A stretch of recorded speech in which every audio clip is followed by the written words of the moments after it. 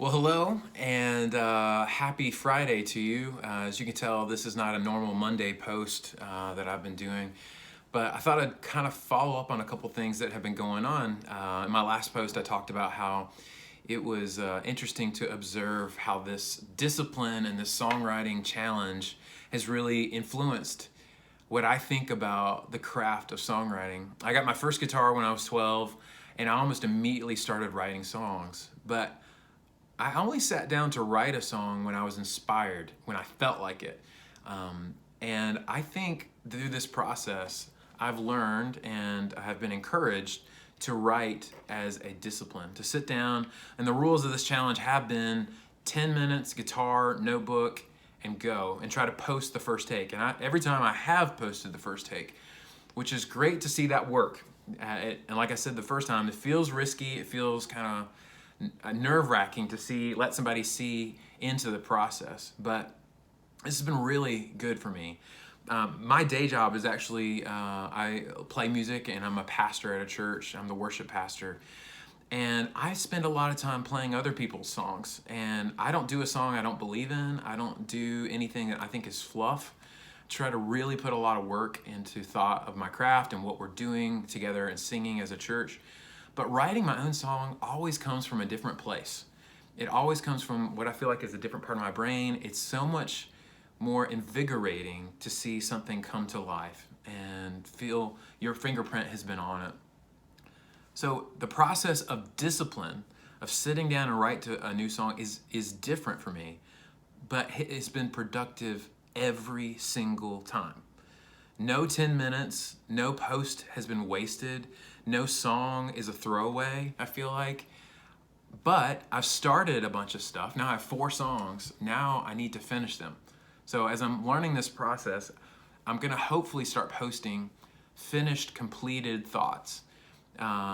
Because I also have found times to start writing melodies or songs that haven't been in the 10 minutes thing. I have a couple of riffs or thought ideas that are forming, and I want to share those with you too. The other thing that's going on is kind of cool is this guitar. So I've had a couple projects and actually kept me from posting earlier this week, but you might be able to tell this room is a new color. It's been painted. We're kind of taking some extra effort into making this room ours. Got new curtains, stuff like that. But I'm working on this guitar. So if you could see my work desk here, I've got a Dremel tool out, I've got some other tools, I got super glue hanging out, and I've been trying to make this guitar come to life. So what this is a Harmony Sovereign. It's either a late 60s or early 70s. These guitars can be a little funny to figure out, but it was given to me as a gift. And it worked fine, but it had some problems. First off, it had a major crack back here. I filled that in and glued that up, and I need to fix the finish. The original bridge had an adjustable bridge, which if you know anything about acoustics, mechanics and acoustics are usually a tone killer. So I've taken the time to refill this bridge and then route it out to put a saddle back in. So I've got the saddle in. The nut was low and it had a shim originally on there, but I've put an official mahogany wood shim in there. So I got to put that on. The original faceplate has crumbled with time. I've got maybe 100 pieces of old plastic broken up in here. So I'm gonna recover that and put a black sheet of pickguard material up here. And then I'm gonna, I think, find a Repro decal for a Harmony Sovereign, put that on here. New nut is going on here, put the tuners back in. And actually, I'm gonna put a pickup in here as well. I've routed the back here to put a new pin in. So this is considered technically a vintage guitar, but it's not high value. So doing these things, which I've done a little bit of this kind of work before, but doing these things is really going to be kind of fun to see this guitar come to life. And this might be my primary songwriting guitar. It might be the guitar that I tend to take out of the country instead of my Martins or Gibsons, just because it won't be as valuable to me in the financial sense, but I think it really will come to life as a great guitar. This is almost the exact model that a songwriter, Ryan Adams, uses.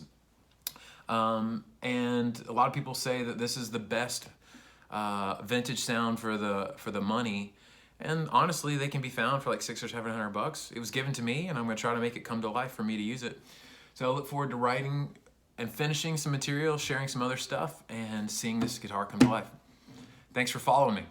Feel free to subscribe or like a video as you can, and I appreciate it. Let's continue this journey.